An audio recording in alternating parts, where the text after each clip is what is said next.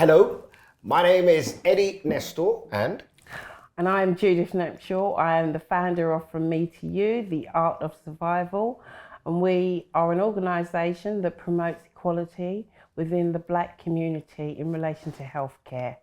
And we are here for our second episode. yes, it's the second episode. It's I've never seen a podcast where Black people are talking predominantly, though not exclusively, to other Black people about the nuances perhaps of cancer and survival. We are both cancer survivors. That's our qualification for being here. Judith's story is much more impressive than mine, and we heard a bit of it last week. How did you feel? It was real.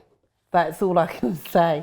You know, it took me to a place that I haven't been for a long time, but it was, yeah. You know we're going to go back there, right? Because we're going to do it for real. Yeah, for sure. Yeah. How did cancer change you quickly? More resilient.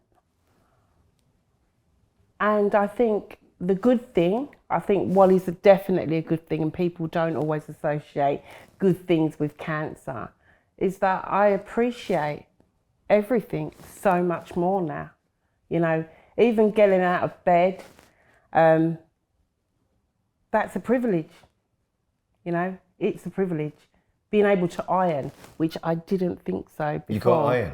Well, I couldn't at the time when I was going through my treatment. Why not? I was so weak, I couldn't get out of bed. My daughter used to have to help me to bed to the bathroom. Lie on the clothes and get away on that one? And do a little bit of ironing on the side. You sound like my family. So last week it was Chris. This week we're lucky enough to have, well, he's kind of the voice of the country. Lots of people may or may not recognize him from movies, but definitely he is the voice. He'll put it on especially for us, but he has been diagnosed with that thing. 1 in 8 white men, 1 in 4 Black men. He's done something that I don't know I could do. It's one of those cancers I'm not even sure that I could talk about. It's something that I'm buddying a lot of guys through, and it takes your soul. So we'll find out why he's talking about it and why he has our respect. Absolutely. And our admiration. Welcome to Mr. Colin McFarlane. Welcome. Great intro. I was diagnosed with prostate cancer in December 2022. I was lucky. We caught it early. So I don't require any treatment at all. I'm just being safely monitored. And since my diagnosis, I've been an active campaigner for Prostate Cancer UK. The most discovered this for yourself, so take my word. The police commissioner runs a lot of threats. I found the appropriate response to these situations a long time ago. This one impacts us more than any other. This one is tearing out the souls of a lot of my friends. And this one, I don't know if I had it, if I would talk about it. So I know we're gonna joke, Cole, and thank you for doing this. But let's first talk about your journey, and then we'll talk about why you and Judy have become, I don't know, you got your knickers and your underpants on top of your trousers. You're like superheroes fighting for the rights of other people. Tell me about prostate cancer and you. Well, first of all, I have to give credit to an actor called John Shrapnel, who said to me about 8 or 9 years ago now, I think, when you get over 50, make sure you have a PSA blood test because it affects Black men more than white men. And he's a white actor, just for relevance. And I was like, what? Okay. And I kind of then started reading about it, and everything I read said a PSA blood test is not accurate. There's not really a definitive way of finding it. So I was going, wasn't much point doing it then, is there? Because it's never going to really know. So I kind of kept reading stuff, and then I got to about 52, and I was like, maybe I should start doing this blood test thing. It seems to be the only thing that can catch it. So I started doing it once a year and did that for about 6 years, and then my GP said, your number's gone up a little bit, and I went, what? Sorry, what does that mean? And he said, well, there's a number that you have to hit or stay below, and if it goes, it's more about if it starts going up. If it suddenly jumps, that means there's something going on in your prostate. We don't know what that could be. It could be a blood infection, it could be an enlarged prostate, which doesn't mean you have cancer, by the way, or it could be cancer, but it could be a number of things. So don't be alarmed if it does go up, we'll do it again. And then, which they don't often explain to men, which is relevant for the show, because men need to know these things, is that you're not meant to have sex for 2 days before you have a PSA blood test, so that can affect your reading, which I didn't even know for most of the 6 years that I was doing it, so God knows what that was doing to my reading. But you are not meant to do that, and you're not meant to do rigorous exercise before you have the test, because that Are they different? Sex and vigorous exercise, are they different? This is a very good question. I'm not going to go into your private life as to how vigorous your exercise is, but it's too much information. But yeah, so that was anyway, so 6 years of that, numbers started going up. So I then said, can I go from once a year to every 6 months? And then went to every 6 months. So you asked for that? I asked for that. I said, if I can go every 6 months, if this thing is going to be there, I'd catch it early. He went, yeah. And then I was quite lucky in a way. I changed GP surgeries because ours closed down. This is in Hackney. And the new surgery I went to, it always makes me laugh, because the new GP's name was Dr. Sherlock, which I just think is brilliant for someone who's talking about potentially putting his finger up your bum to find something. I just thought it was perfect. And then it turns out that a theatre director friend of mine, Femi, he also was going to the same GP. I only just found out that he's got prostate cancer as well. But he didn't want to talk about it. He's happy to talk about it now, so I could say his name. Yeah. But at that point, Dr. Sherlock said, your number's gone up. It's now 4 point something. And I said, no, but I was told it doesn't need to be between 5 and 6 before there's an issue. And he said, no, it should be under 3.5. I'm going, what? But I've been told something else. So this is another problem. You get told different pieces of information. Was that active surveillance? No, I wasn't diagnosed. This was just me doing it because of me. Just doing you, okay. Because of John Shrapnel. We had Chris Houghton on last week. And Chris talked about the fact that he was being tested every 3 months. Right. And they got worried when his went above 3. So it is interesting, isn't it? That depending on what surgery you go to. Mine was 4.8, but I originally had been told, I had a previous prostate specialist, in fact, who was at Homerton Hospital. He'd said to me, when you get over 60, if it's between 5 and 6, you're okay. And mine was 4 point something. I went, okay, fine. But then when I went to a different surgery, he went, oh, it's now 4.8. And I was going, no, but I was told that's fine. He said, no, it's gone up. It's gone up. So I said, what does that mean? He said, I think I'm recommending you for an MRI just to check. And I was like, okay. And so I had the MRI. And then I think one morning I was lying in bed and half asleep, phone went, I went, hello. And it's this specialist I've never met who basically said to me, we found something on the scan and we think there's a 70% chance you could have cancer. I'm now waking up and I'm going, all right. And he's going, so I then said, well, there's a 30% chance I haven't then. He went, yeah. So I said, so what happens now? He said, well, we're recommending you have a biopsy. And I said, what's that?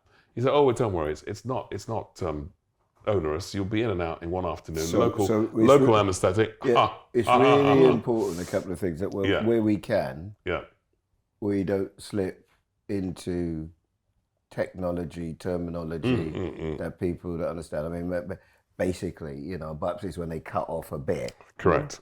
In order to take it and analyze it and see what's going on. So I always say to people with prostate cancer, you have to think of it as a three-step plan. So it is the PSA blood test. If that shows up something, then you have the MRI. If that shows up something, then you have the biopsy, as Eddie says, that will take a piece of your prostate away, which they would examine. And that's when they definitively can tell you whether it is cancer or not. And since I've been yelling about this, the reason, going back to your first question, Eddie, was that why are we doing this? Is that when I was first diagnosed, my specialist just said to me, this is incredible that you have been doing this for, in effect, 8 years by the time I was diagnosed. He said, I know very few men who have any awareness of this illness. The fact that you're black, the fact that that you're an actor, you have a profile, it would be amazing if you could talk about it, because it would get out there. And that's really where it began. Yeah, but you're doing that thing that I hope Judith can hear it, because this is what you were doing last week. So I'll ask you a question and you'll immediately go to your comfortable place. So your comfortable place is, why is there not equity when it comes to outcomes for people with cancer? That's your comfortable place. Absolutely. Your comfortable place is, how often people get tested and we have to go forward to get, because not everybody has to have the finger up their bum and all that. We'll get to that. Right now, when you hear them say to you, we think you have cancer, I need to know what was going on in your head. No,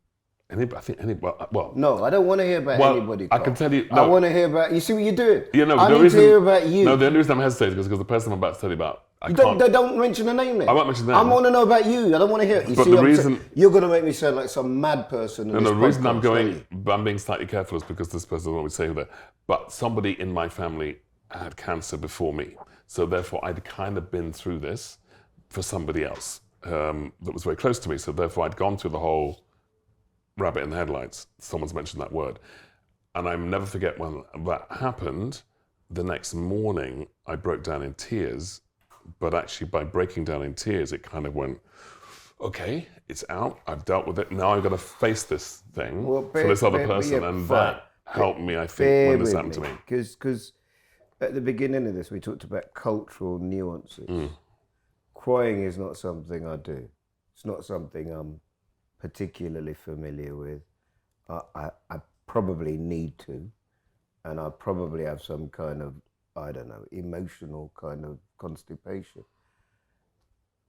Tell me about you, Jude, because I only cried once with the cancer, and the time that I cried with my cancer is when the lady rang up and she said, you've done 4 cycles of chemo, the cancer's gone, but we're going to do the next 2. And the reason I cried is because my mind went immediately from survival mode to now I'm waiting for it to come back. Because you're in fight mode, right? Absolutely. I'm going to come back. I'm not finishing you. But you just mentioned crying and it's just triggered me. Tell me when you cried, how often you cried, and how much it hurt. Or, as Colin says, for him it was a release. It was a refresher to cry. I cried, I'd like to say, not on many occasions. I cried when I told my mum. My mum had been unable to go to the hospital when I had been admitted. She's 90 at the moment. Wow. And she's the love of my life. And, you know, a whole heap of dynamics come into it because this is the life side. I'm the only girl. So that responsibility of my mum would fall to me, you know. And I walked in with my brothers and I told her, and it was the sound. It wasn't a cry, it was a howl. And it broke me and I dropped. That was when everything came out. Yeah, it was horrific. Can I just pick up on that because you said something about mother and cry, because you asked that question. Yeah. That just reminds me because the day I was diagnosed was December the 20th, which was my mother's birthday. Wow. That's my mother's birthday. How spooky is this? Wow. My mother had been ill for 4 years, so we'd had round-the-clock care at home with my mum, so I knew she didn't have long. So I got diagnosed on December the 20th. She died on January the 29th. So she died a month later. So I don't think I told the state she was at.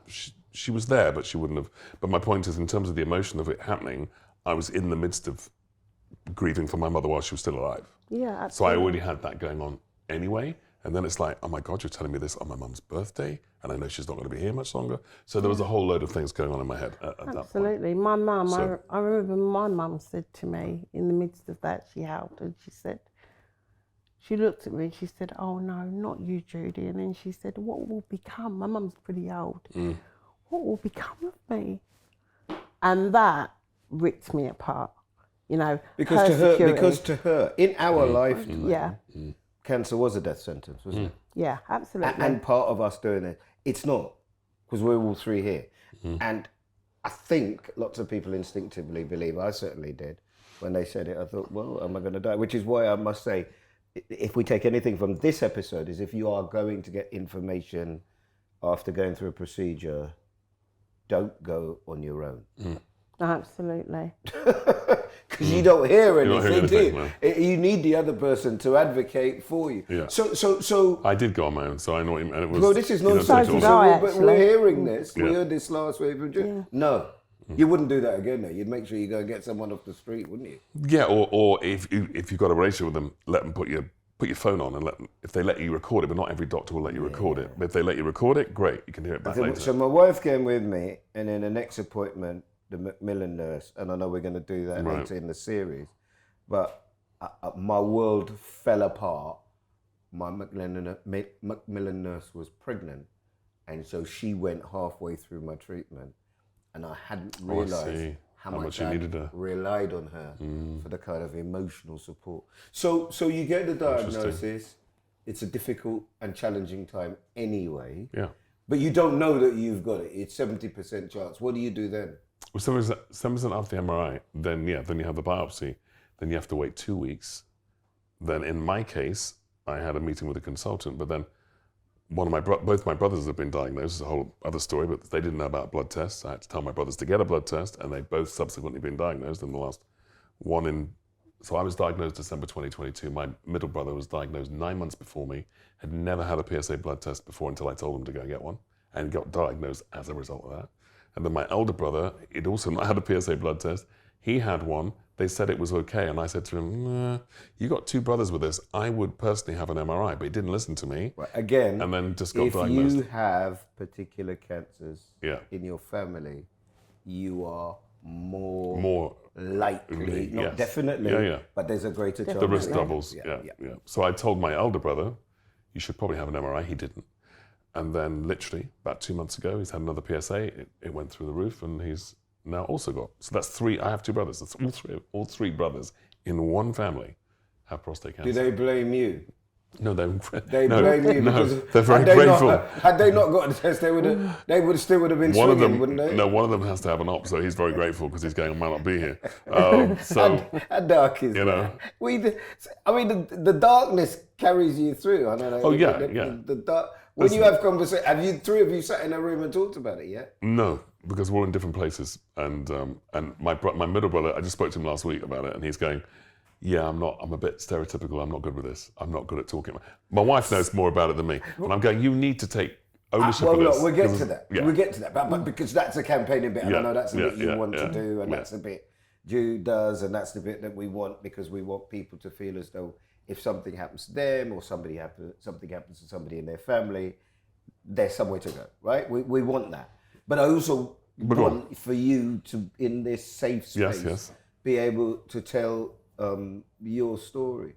So now you've done all the... Did you have the finger at all? No.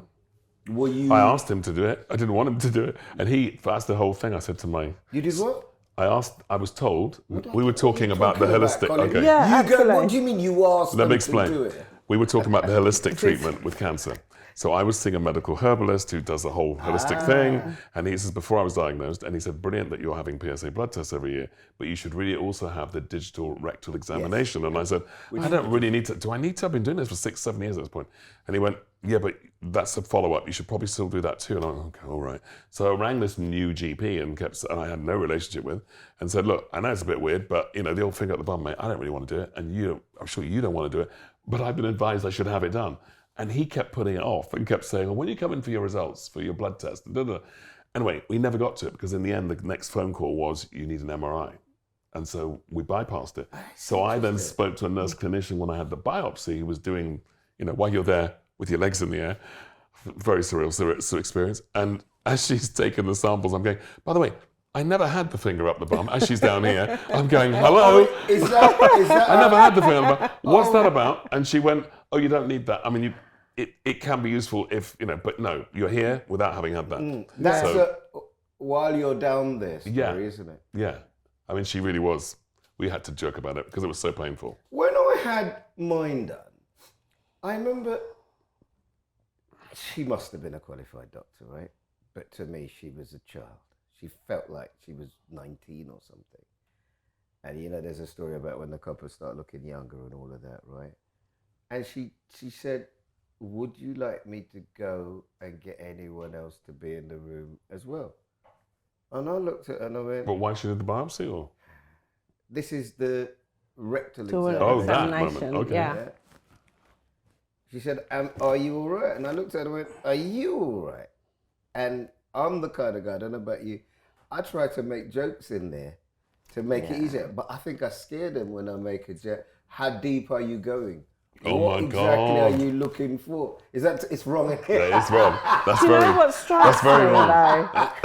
That's What very wrong. absolutely strikes me is that both of you are very comfortable with the conversation. Mm-hmm. In the group that I run, the majority of men within that group had prostate cancer.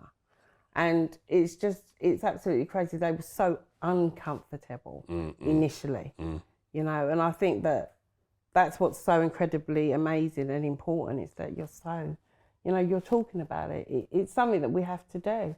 And, you know. There's a lot of stuff. I mean, I think obviously it helps that we were both actors, or I still see Eddie as an actor. So we were encouraged to, whatever play, film, whatever, you have to talk about your emotions, you have to talk about your characters, so you have to go into those places. So that definitely prepared I don't know, me. you know, I mean, if we're going to do this podcast properly, you're doing it because you've got a hugely positive outcome in terms of treatment. Yes. If they had cut it, if they'd cut your prostate like they have with a lot of the let me talk about me because it makes it easy. I would not be on air telling people that my penis doesn't work anymore. I would not be on air saying harder. I can't make love, I can't. I wouldn't, and call it my ego. But the problem is, I've had these conversations in public forums before. What's the matter with you? Is it not better that you can live? You can find other ways to give pleasure and whatever. And you can do all of that. But what you do when you do that is you stifle the conversation. People feel what they feel. And the reason that men don't come through is because a lot of the time, us guys, black guys in particular, we don't cry, we don't show weakness, we feel like we have to be ultra masculine. And therefore, one of those examples of that masculinity has now been taken away. What am I? Yeah, but that's why it's so important to talk. Well, That's why it's so important to talk, because in the group, the guys, it's quite funny actually, because they now have their own group, because they just took over. Once they started talking, they would not stop. yeah. Like, literally. Once they start. They started. They don't want you to hear what they're saying. No, and you know, but I think they were so desperate to talk. Yes. That you're even right. with the women in the group, Yes. they didn't stop talking. Yeah, because you don't know you're allowed to, do you? Yeah. Well, also, I just think men don't. I mean, it was a talk sport event recently, and obviously a lot of men, and so I talked a bit about prostate cancer, and then literally 20 men are stood around me, all asking questions. Yeah. And I'm going, would you guys talk with it? No, but I feel I can talk to you because I've heard you talking about it, so I can talk to you. I said, but you talk to anybody else? No, not really. And, and then they're going, would you do a podcast? Because we need somewhere we can go and have those conversations. Oh, yeah. So that's why what you guys are doing So here is important. yeah, but what is your outcome? Because in one of our future ones, we've got a guy called Errol McKellar. Now, Errol, I know Errol, yeah. Errol, his a lot of result stuff. is very different to yours. Yeah. Well, the he's thing's the presented prostate, you late, don't know where it's going to go. That's the thing. But yeah, but what is your situation now? I'm under what they call active surveillance, which means that you are monitored every 3 months with a blood test. And then once a year you have an MRI. But then when they told me that, so that's December 2022. So my first blood test was the March 23, and immediately my number went up. So I went, oh, hang on a minute. Yeah. Is this meant to be happening? So I ring up my specialist and I'm going, my number's gone up. Is that a problem? Should I be doing another MRI? Yeah. And he's like, give it 6 weeks. I went, okay, did another one, it gone up again. He said, okay, let's do an MRI. So of course you're thinking, oh, what's this? What's going on? I was just told I've got like 10 years before I have to think about anything because it's so early. Then suddenly I'm having another MRI. Then the explanation came back that it's actually your prostate slightly more enlarged than it was when you were diagnosed, and that's changed the reading. But your cancer, if anything, has got less. And I was like, oh, okay. Yeah, so, but you're living with it. So you're living a normal life, aren't you? Yeah. I mean, at the back of your head, you have stuff going on. Yeah, but, you know. I'm not... listen, your story is your story. What you're doing is amazing. That's why you've been invited on. But your story is a story of, please get checked because mine, we caught it earlier. Sure, absolutely. And therefore, the impact on my life I is think minimal. I think it's that, but then it's the the bit that goes with that is which treatment. Because that's the big area for men, is that you're given, there's about 7 different treatments, and they kind of talk to men as if they're the expert. So they have to say to the man, right, you go and choose which one works for you. Well, they're going, I'm not a doctor. Like you were saying to me earlier, about you being told something similar, and you have to go away and work out for yourself which one, and that's difficult. Yeah. I think that you're right, but I don't think you and Chris are typical. I think the typical black guy doesn't go and get tested. The typical black guy that I know, let me talk about the ones that I know, they don't present until very late. And we know with all cancers, the earlier you present is the better the chance. So when they do present, the likelihood is more that it's more severe. Yeah. So what you're doing is vital. I think it depends on it depends on the message, because we were talking earlier about this. And the messenger. Yeah. Well, absolutely. Because okay, can I just you. say an interesting point there? You need to be, because Jeff Stelling, he's been doing amazing work, right? Yeah. So Jeff Stelling, he used to do the football show. That was the talk I was at, right, with Jeff. And Jeff is the one who has managed to advocate. Neither of us have our badge on today, interestingly enough. I did bring it, but no, you would have put a hole in your linen shirt, and we don't. No, it's got a magnet actually, but don't worry. We don't want that. But Jeff made sure all the men. So one guy dies every 90 minutes or so, right? So they were doing football stuff. So all the guys on the football show, which is the biggest in the country, had it on, and he literally walked all the football stadiums advocating. He's made loads of money, and he doesn't have it. No, it's amazing. But for the same reason we're doing what we're doing here today, there is a cultural nuance. So when Cole speaks, and the way that he speaks, the way that he conducts himself, the way that he presents himself, he is heard by a whole different set of people. Is that right? Would that be fair to you? Yeah, but then we were talking about, with your daughter actually, earlier, about before I came to do this. Yeah, and not on the pod.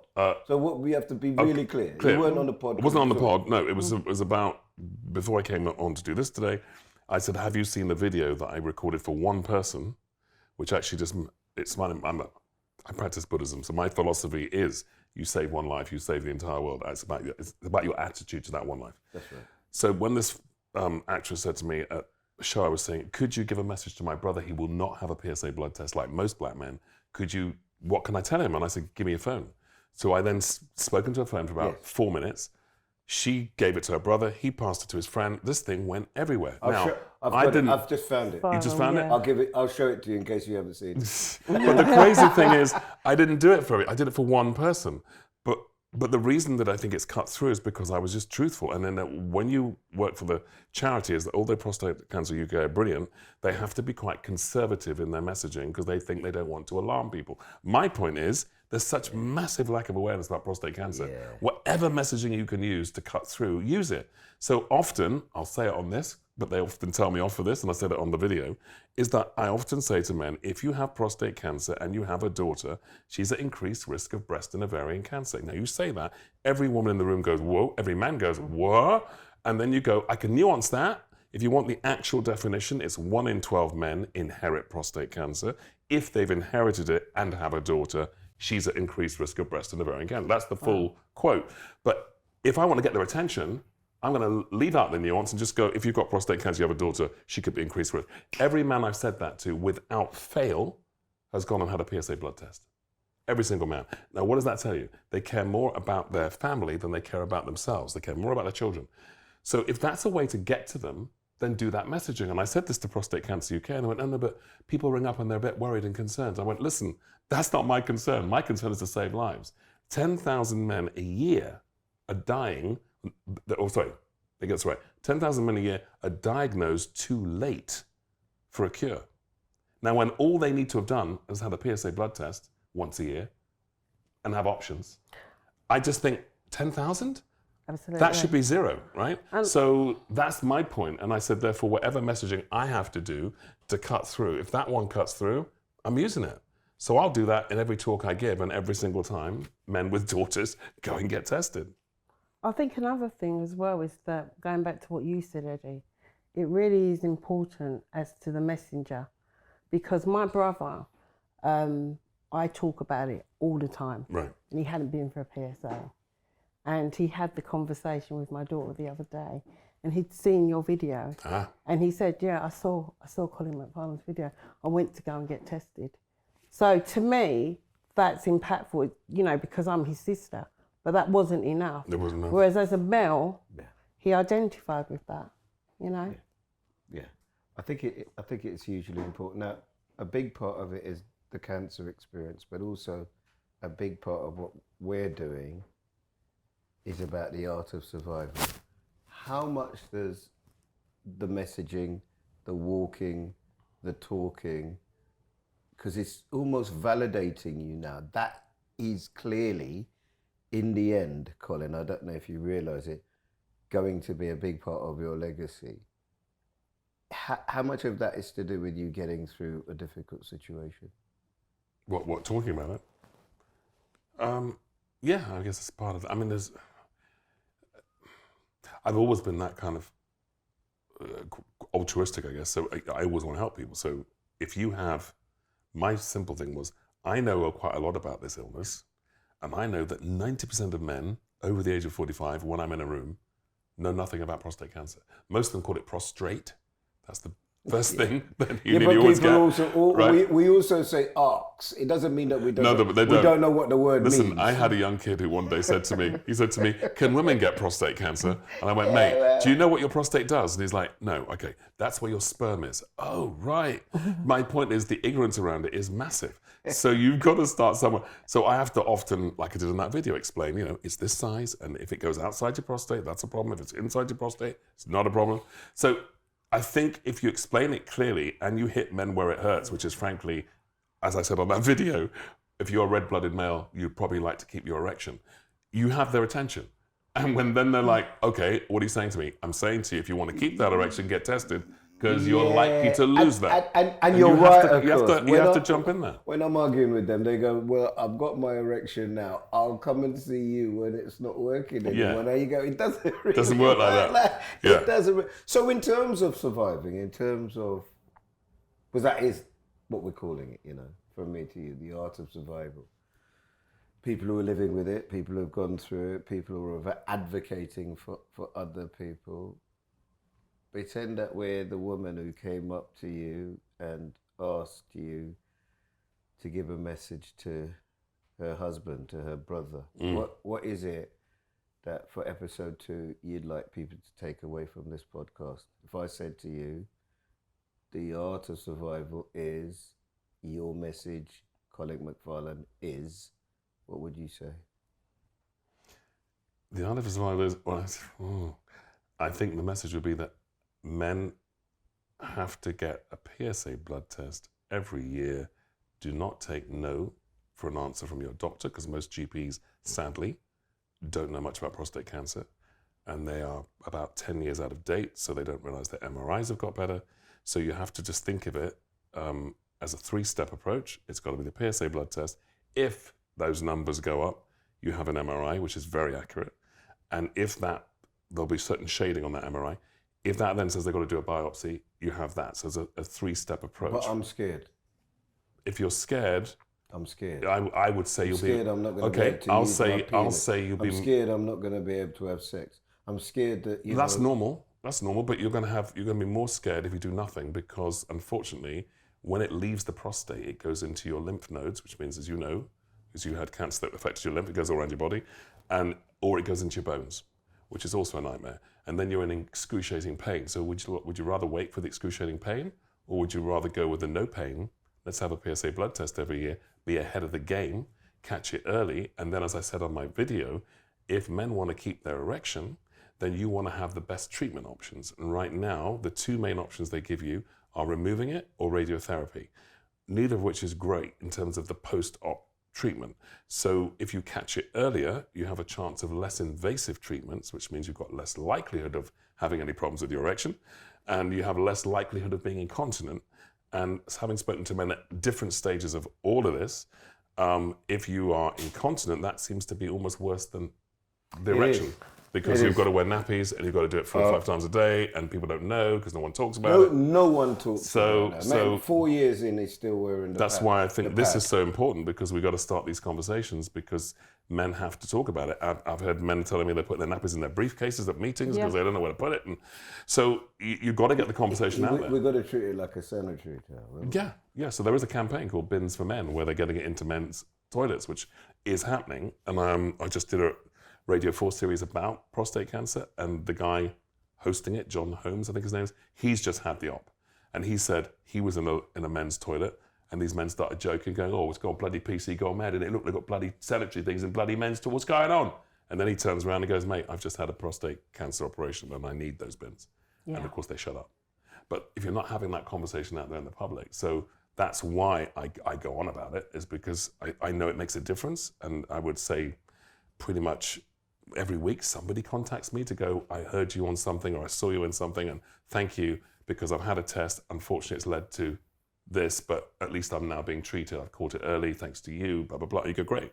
And so there's a lot of cancers, as we know, that we can get. And some cancers, I think every cancer, everybody knows, catch it early if you can. Yeah. But you can't always do that. Just quickly. But here's one you can. Because we're running out of time. Thank you for that. But just interestingly, have you changed your diet?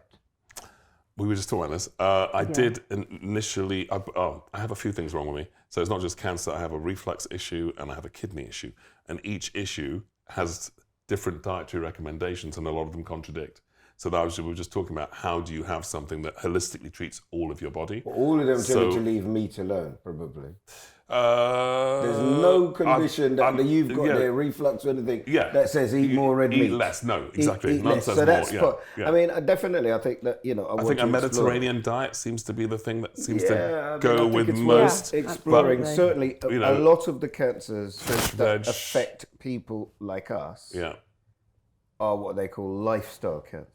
So I don't want to ever blame anybody from getting cancer, but high amounts of processed food and the like are not helpful. Smoking, not helpful. Drinking, sedentary lifestyle, not helping. When you think of the other conditions that are going on at the minute, heart disease, stroke, diabetes, type 2. Exercise is good for everything. I mean, I've always gone to the gym, but I know that. But now, now you actually exercise in it. I love to go to sauna and do all that thing. But the thing is, we were just saying how you forget about yourself in the midst of this. So I do the campaigning for this, but I also do campaigning, for Windrush, which has taken over a lot of my life. And then you forget to look after you. So I've definitely done that. Like the last 2 weeks, I was getting about 3 or 4 hours sleep a day to put a big show on, which went brilliantly, but I gave no time to me. So in fact, I had someone ringing me up this morning, coming here, going, can you help me with another campaign about people with cancer? And I'm like, no, because I have to actually now go, whoa, sure. I've got to take some time on me, otherwise what's going on in my body might get worse because I'm not giving it any attention. So I know that that's my next mission, is like back in the gym, go back to looking at what am I eating. I mean, I've been eating all the wrong things because I've just been running to get this boulder up a mountain, to get a show on, to educate people about Windrush and what's going on with that, because that's the thing I was saying, is that they're connected. Yeah. So they both adversely affect black people. 90% of people in the country know nothing about Windrush, amazingly, and equally prostate cancer. And they're the common thread there, And the common thread is they affect black people in big numbers. Absolutely, and education. Yeah, that's thank you. The common thread. Well, you were at my show, you know what I was saying all night was we have to educate the nation, and it's not untrue. And I think this needs the same thing. Prostate cancer needs its post office scandal moment. It needs probably a drama that does it well, that actually is a drama that you want to see it, it's got a universal theme, but it has that in it. Let's write it. That's what needs to happen. A lot of, and this will come up later probably, with a lot of the things that we're talking about, and I would congratulate you, Jay, because this is part of the cure. A lot of the time we get problems, you just moan about them or whatever, but hopefully, by allowing people, and Chris last week and whatever, to tell their story, we encourage people to get checked, to seek out more information, to contact local on-the-ground charities, and to look after themselves. Yeah, absolutely, and especially culturally, because food is such a big part of our culture. I think we really need to look at. Don't eat so much. Eat smaller portions. Well, I just don't put so much oil in there. Do it. All of that. I'm just setting up a charity which hopefully, which we were doing for Windrush, Yeah. but it ticks boxes for everything else. So, because we were going, okay, justice for Windrush, but if we set up a charity called Justice for Windrush, in my optimistic head, I'm going to solve that. And then what does the charity do, right? Yeah. So we said, let's call it Justice For and have it as a social and racial justice charity. Amazing. Then I can turn it to other things. So as soon as I get Windrush sorted, Prostate's next, because I then go, I'm pretty under sure that umbrella, I can then make a drama about that. And I can, You two are going to save the world. Well, that's the plan. We're going to try. That's the plan. Absolutely. I just need to go and wee-wee. So this is the end of episode 2. Wow, what a great app. Colin, thanks for coming on, mate. Can you see it? Can you see what Judith is trying to do? Can you see it? You feel it? Just sitting there and having a conversation, that's why right? I said I'm exhausted. Donald Schloss, who got me to come and do this, he's been the one hassling me this morning, and he went, "Can I meet you here to have a chat?" I'm like, "No, I'm just doing this. This is important." Well, it is important. And then I need to go sleep. It is really, really important. That's why and I'm here. we thank you for doing that, because your voice, it's already saved lives. You just don't know exactly. Yeah. Do you think it will? Just final question. Do you think it will make up for all the bad things you've done? What? Oh, this? Yeah, I love you, man. Probably not. No, but it'll help. It'll help. I'll have my place up there somewhere. But no, there's a lot of things to do. I mean, this and Jude was you were at my show on Monday, and, which was amazing. I must say, the show was absolutely. There's a lot of pain going on there too. Can you not hear? I need to go a wee bit. Well, you still No, talking? we're still talking because we're having a good time. Thanks very much for watching. That's the end of episode 2. This is Jude's creation. From me to you, The Art of Survival. It's predominantly black people talking about cancer, a nuanced experience. Please keep talking. Please keep talking. The earlier you catch it, the more chance you have of surviving. This is The Art of Survival.